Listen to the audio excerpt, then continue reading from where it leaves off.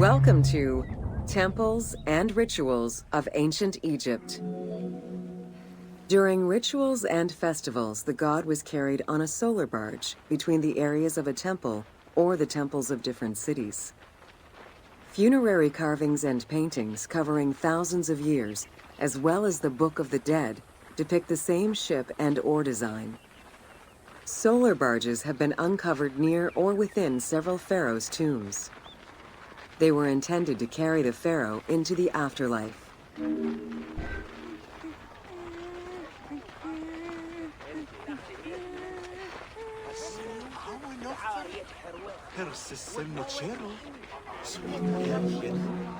Ancient Egyptians believed that Ra, the sun god, traveled the skies in a boat known as the solar barge. The solar barge was believed to cross over to mythological lands.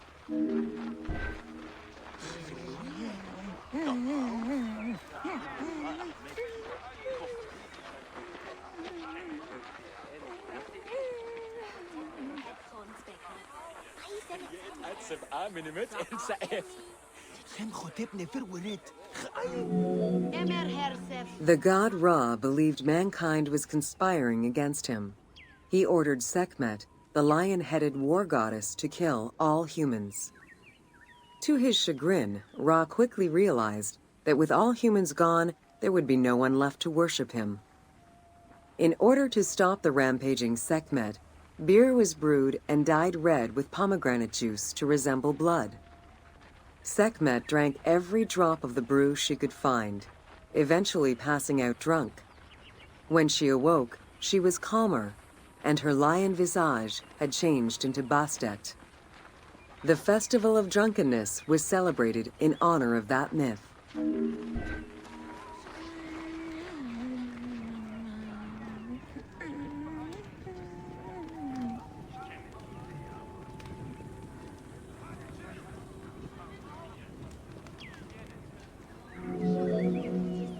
Unlike the daily rituals that took place in the temple and were performed by priests, festivals allowed the entire population of the city to participate.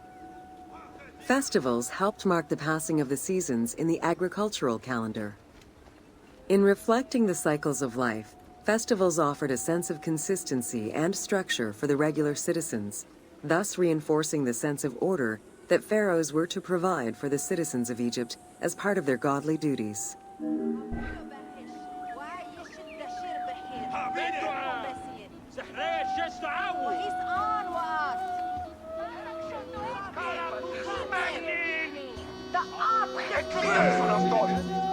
The importance of these festivals is demonstrated by their longevity. Records show that Osiris festivals occurred for more than 2,000 years. Some festivals serve to reinforce state control and promote the king's reign. Both the Opet and Set Jubilee festivals were specifically intended to celebrate the renewal of the king's power.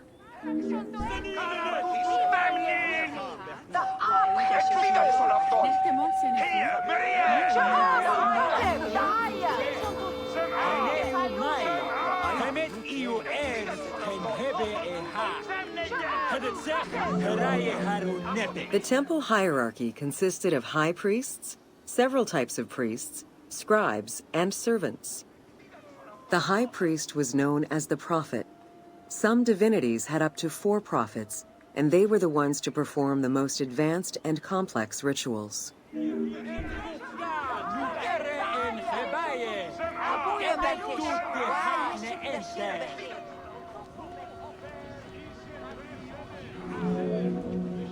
Egyptian priests were not confined to solely religious tasks, and in fact had crucial roles in Egypt's administration, most of which served to reaffirm the pharaoh as the proper vessel for the gods.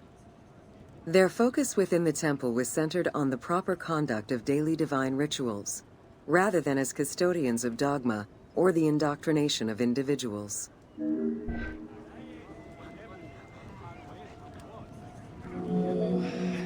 Scribes were custodians of the sacred sciences. Some priests were associated with the funeral rites and were considered the group with medical knowledge. The servants of the Ka were low-ranking priests who carried food and offerings in funerary rituals. Lector priests were distinguished by their ability to read, and their main duty was to recite specialized religious texts in both temple and funerary rituals.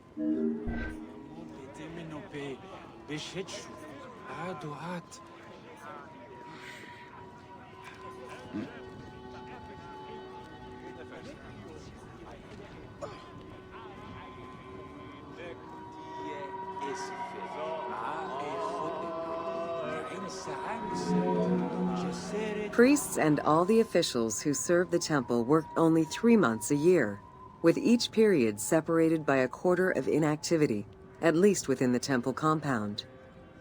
Each outgoing group handed over the temple and their tools to the newcomers.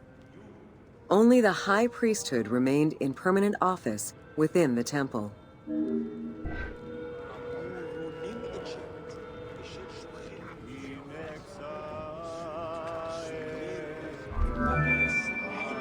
The most sacred part of the temple was referred to as Jeser Jeseru, the Holy of Holies. The most sacred inner sanctuary was where the shrine to the temple deity was located. Only priests were allowed within. Offerings were given, and rituals unseen by even the pharaoh were performed. While the team chose to allow any character access to this space in some game temples, normally it was reserved for priests alone.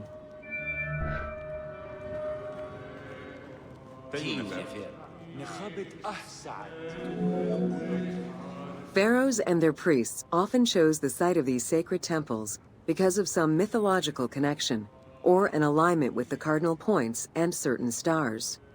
Once selected, a foundation ritual was performed. The pharaoh was required to complete 10 steps in the ritual, which required a mix of offerings as well as specific construction techniques. Once the temple was complete, construction of the chamber containing the shrine, or naos, began.